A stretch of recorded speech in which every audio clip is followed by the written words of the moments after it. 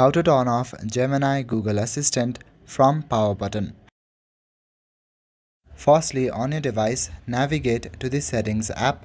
In Settings, at the top, you should see a search icon. Click on it.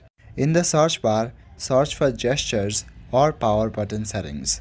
After that, click on Motions and Gestures. Select Motions and Gestures again. If you see an option called Digital Assistant or Power Menu, click on it.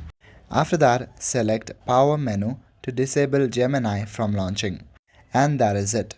Now long pressing the power button will no longer trigger Gemini. Another way is to go to your apps.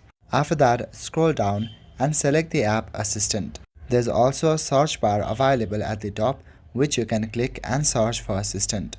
Inside Assistant, you might see the Device Assistant app. If you are not being able to find these options, then that means that Assistant is not activated. Inside Device Assistant app, select None to fully disable launching the Assistant through power button. So by following this step also, long pressing the power button will not open Gemini. That is all for today. Thank you.